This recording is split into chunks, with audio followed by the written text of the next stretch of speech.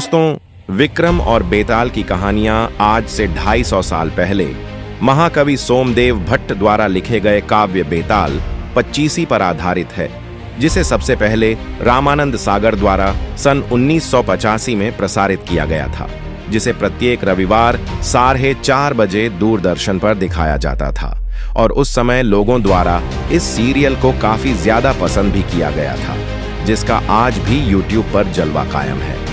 दोस्तों, रामानंद सागर ने अपनी कड़ी मेहनत से विक्रम बेताल के किरदारों का सजीव वर्णन किया था, जिसे लोगों द्वारा बहुत पसंद भी किया गया था।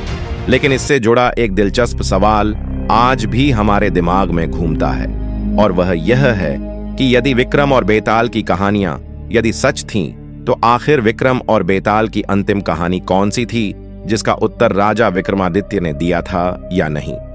और क्या वह उस पेड़ पर लटकी हुई लाश को उस तांत्रिक के पास ले जा पाए थे या नहीं?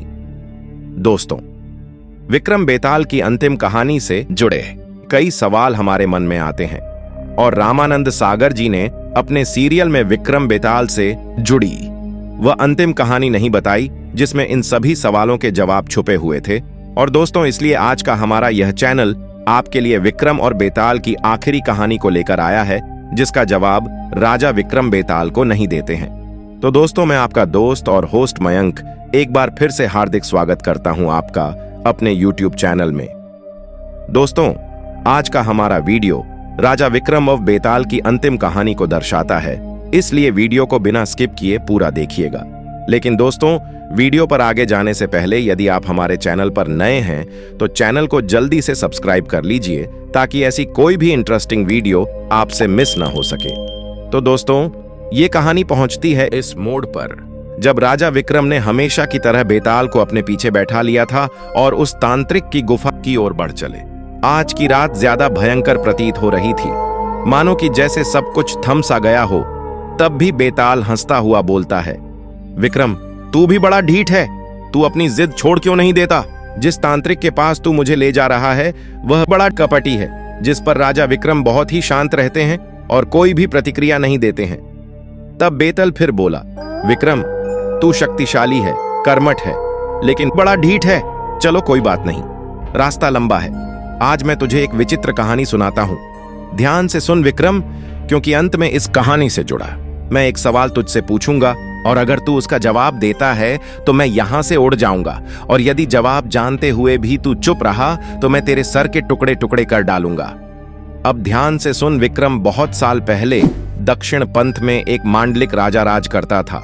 उसका नाम धर्मराज था। धर्मराज बहुत ही पराक्रमी राजा था। यही कारण था कि उसका छोटा भाई पृथ्वीसेन धर्मराज से ईर्ष्या करता था और उसका सारा राजपाट उससे हथियाना चाहता था।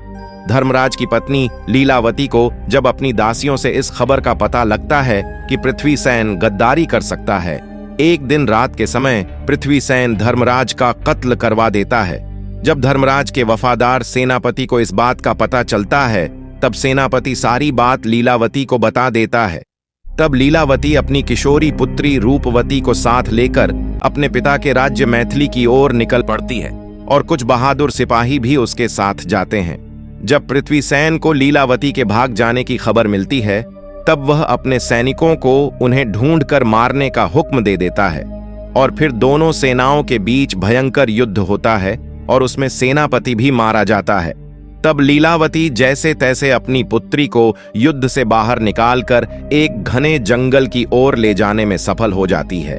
तब थोड़ी दूरी पर उन्हें एक तालाब दिखाई देता है, और दोनों अपनी प्यास बुझाने के लिए वहां चले जाते हैं। उसी जंगल में एक सेठ अपने पुत्र के साथ पास के नगर की ओर जा रहा था। तब सेठ के युवा पुत्र रमन सेन को कुछ पैरों के निशान दिखाई देते हैं, और उन निशानों के पास टूटी हुई पांजेई भी उसे दिखाई पड़ती है। वह अपने पिता से कहता है कि पिताजी, लगता है कि कोई 2 स्त्रियां इस जंगल में भटक गई हैं और कष्ट में है, और हमें उन्हें सहारा देना चाहिए। जिस स्त्री के पैरों के निशान छोटे हैं वह जरूर ही युवा होगी, और मैं उसके साथ विवाह कर लूंगा, और बड़े पैरों वाली स्त्री के साथ आप विवाह कर लीजिएगा, क्योंकि उम्र में वह जरूर ही बड़ी होगी। इस बात पर रमन सेन के पिता सहमत हो जाते हैं और उन पैरों के निशान का पीछा करते हुए पिता और पुत्र उन दोनों स्त्रियों तक पहुंचने में सफल हो जाते हैं। लेकिन रमण सेन का अंदाजा उल्टा निकलता है, क्योंकि लीलावती के पैर छोटे होते हैं और उसकी पुत्री रूपवती के पैर बड़े होते हैं। इसलिए रमण सेन को लीलावती के साथ विवाह करना पड़ता है और रमण सेन के पिता को लीलावती की पुत्री रूपवती के साथ विवाह करना पड़ता है। रूपवती के यहाँ रमण सेन के पिता से 2 पुत्र होते हैं और लीलावती के यहाँ रमण सेन से 3 पुत्र होते हैं। दोनों माँ बेटी अब खुशी से और शांति से आगे का जीवन व्यतीत करती है। बेताल अब हंसते हुए कहता है, कहानी कैसी लगी विक्रम? अरे मैं भी बड़ा मूर्ख हूं, मैंने तो तुझे न बोलने की कसम दे रखी है। कोई बात नहीं, अब तुम मेरे सवाल का उत्तर दो बस। बता विक्रम, लीलावती के पुत्रों और रूपवती के पुत्रों में क्या रिश्ता है? माँ बेटी के पुत्र आपस में क्या लगे? परंतु राजा विक्रम बेताल के सवाल पर कोई प्रतिक्रिया नहीं देते हैं और बस चुपचाप चलते रहते हैं।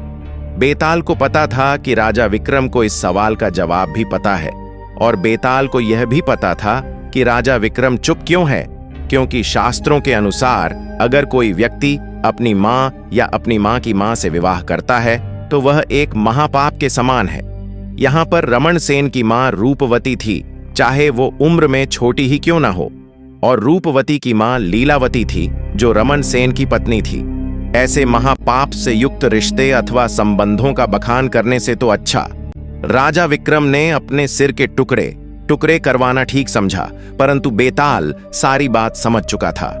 बेताल बोला, वाह विक्रम वाह, तुम धन्य हो, धन्य है तुम्हारा कुल, तुम बहादुर, बुद्धिमान और कर्मठ तो हो ही, और साथ ही में हिंदू सनातन धर्म के सच्चे अनुयायी भी हो।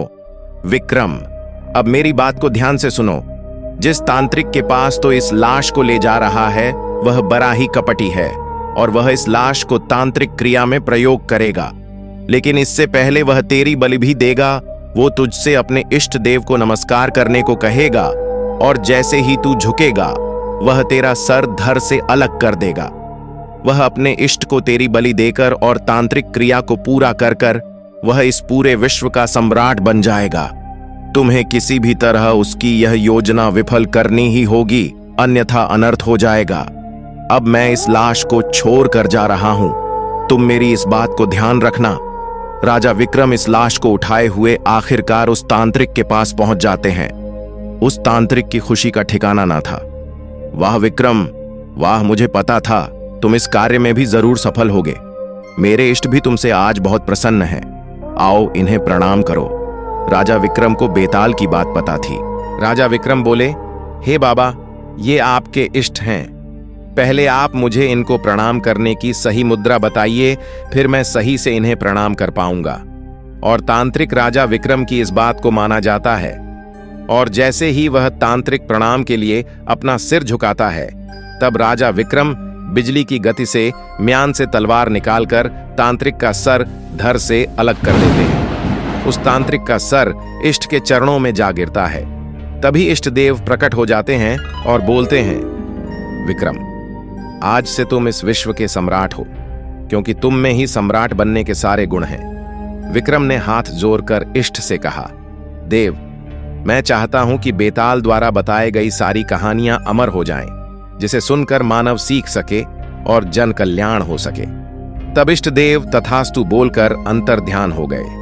दोस्तों, कहा जाता है कि उस दिन से राजा विक्रमादित्य विश्व के सम्राट बन गए और सनातन धर्म को विस्थापित किया।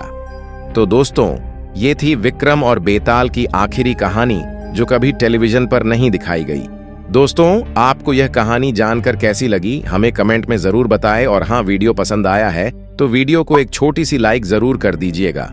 और यदि आप चैनल पर नए हैं तो चैनल को अभी सब्सक्राइब कर लीजिएगा, बेल आइकन को प्रेस कर लीजिएगा, ताकि हमारा ऐसा कोई भी इंटरेस्टिंग वीडियो आपसे मिस ना हो सके। तो दोस्तों, अब हम मिलेंगे अगले वीडियो में, तब तक के लिए जय हिंद, जय भारत।